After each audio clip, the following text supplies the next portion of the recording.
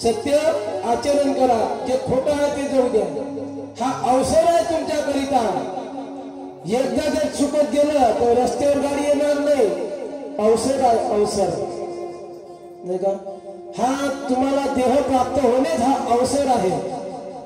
हा जर गमावला तुम्ही तर पुन्हा अवसर येणे नाही. जसं दोघं बाप आणि मुलगा जेवण करायला बसले.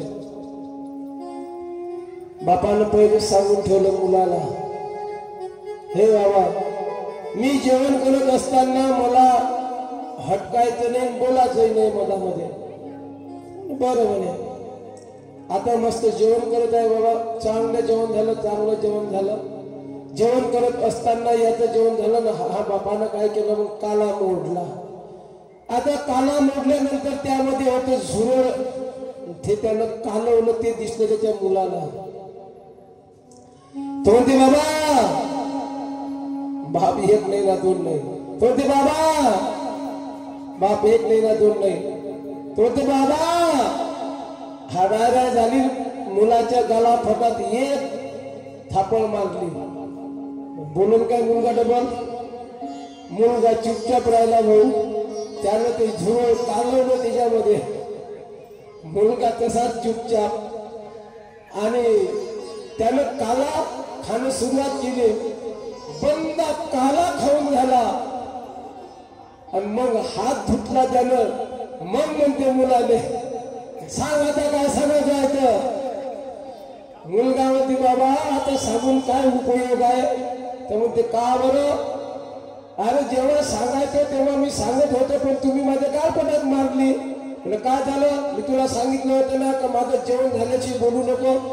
बाबा, बोलत नव्हतो ना, पण तुम्ही काला करत असताना झुरळ तुम्ही त्याच्यामध्ये कालवलं ना, आणि ते काला खाल्ल्यावर मला विचारत आहे.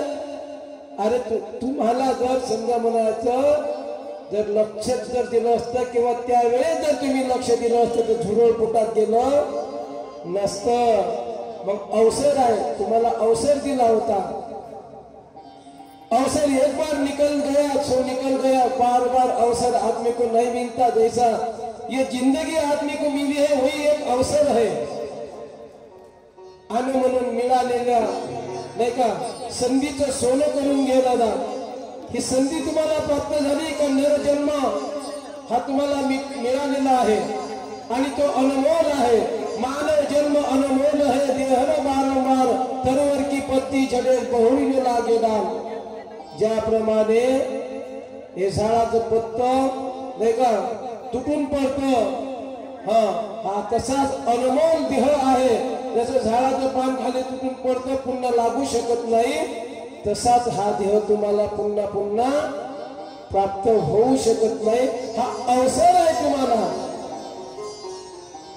हा अवसर आहे जीवनामध्ये. एक वेळ गेला काय गेला. तसंच यावर दुसरा जर दृष्टांत जर द्यायचं काम पडलं तर एक मनुष्य झोपी गेला आणि झोपीमध्ये त्याला एक स्वप्न पडलं.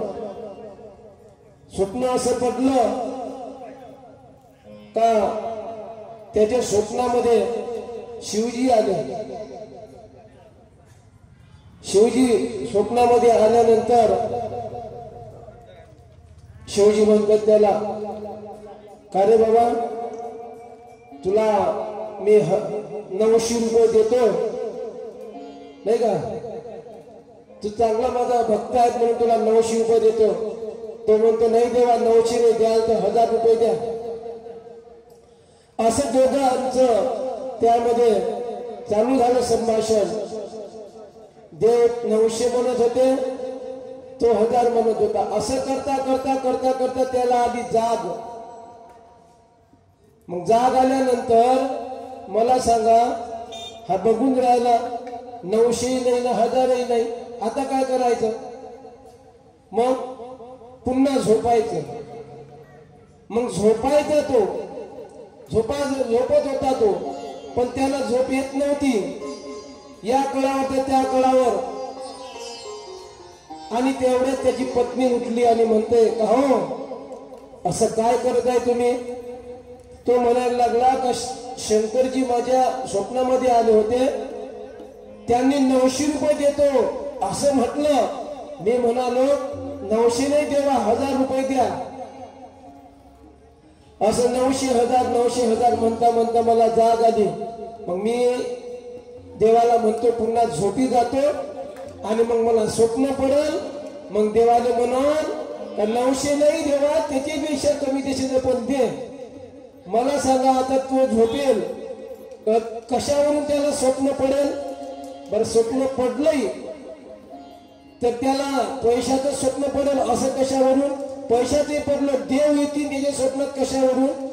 अरे ज्या वेळेस मागायचं होतं त्यावेळेस मागून घ्यायचे होते. आता अवसर निघून गेलेला आहे. एक वार गेलेली संधी पुन्हा पुन्हा वापस येत नाही. गोपाल कृष्ण भगवान की जय. म्हणून जीवन सुद्धा एक अवसर आहे आपल्याला मिळालेला.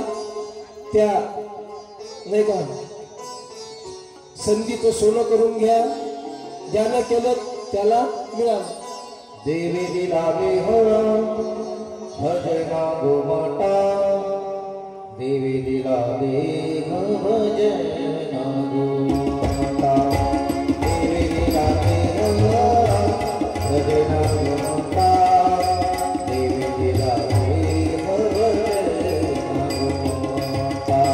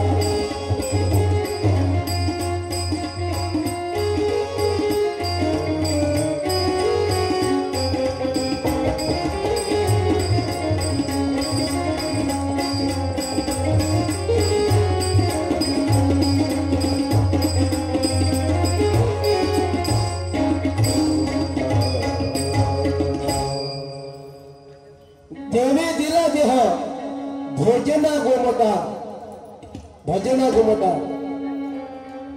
देवे दिला देह भजना गोमटा, तोया झाला फाटा बाधिकेचा. देवाना हा देह कशासाठी दिला? हा गुरुजी भजनासाठी दिला.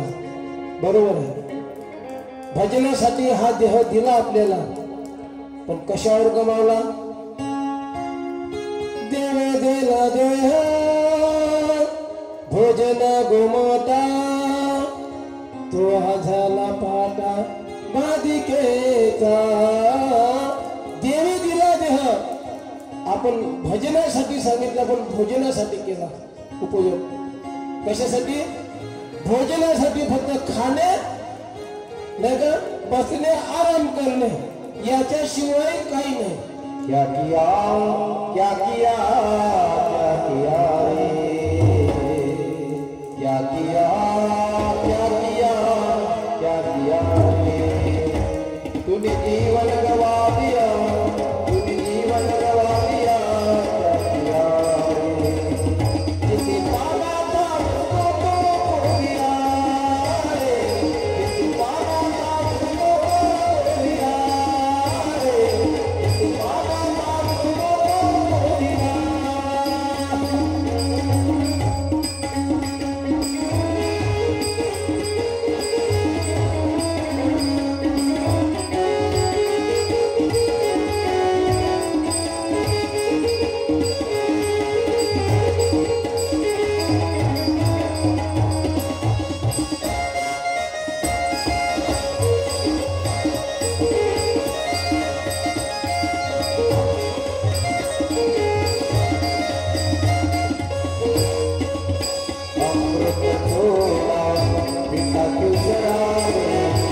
भगवान के नाम से बोलना अमृत जोड़ा पिता की शरण नाम से बोलना पैसों के खातिर करता मिलावट नित्य में भूल गया विजयों के बंध से बांधा गया संत समान को भूल गया तन के घमंड से होगी फजीती टुकड़ा करे बस भूल गया क्या किया क्या किया क्या किया रे क्या किया क्या किया क्या किया रे तूने जीवन गवा दिया तूने जीवन गवा दिया क्या किया रे इस पाना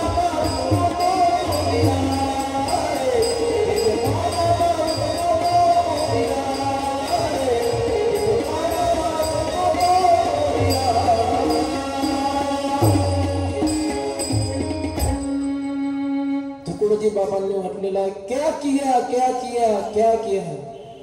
जिसको पाना था तो उसको भूल गया। अरे ज्याला पाहायचं होतं त्याला आत्मसात करायचं होतं त्याला विसरून गेला दादा। क्या किया क्या किया, जीवन गवा दिया। अख्खं जीवन गमावतो आपण कशामध्ये, भोजनामध्ये, नुसतं खाण्यामध्ये, ऐश आराम करण्यामध्ये। म्हणून तुकडोजी बाबांनी किती छान त्यावरचं प्रमाण दिलं। क्या किया क्या किया क्या किया रे 3 वेळा म्हटलं। 1 वेळा म्हटलं असतं तर जमलं नसतं का, 3 वेळा म्हटलं। क्या किया क्या किया क्या किया रे,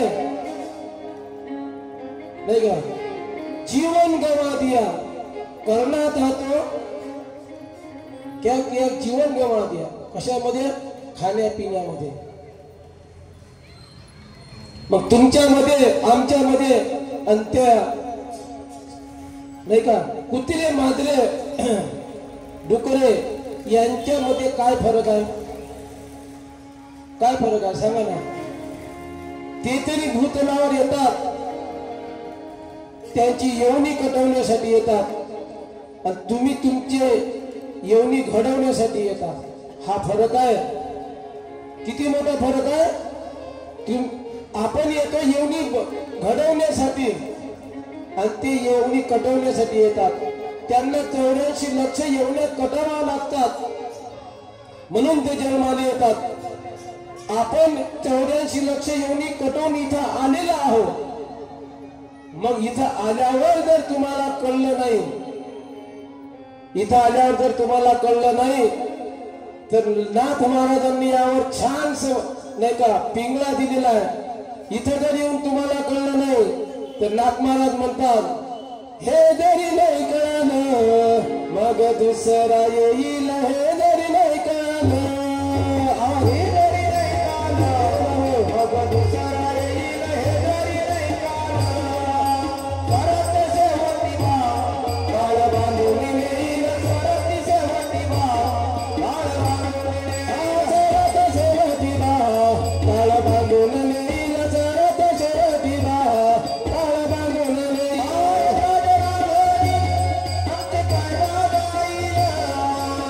गजनागन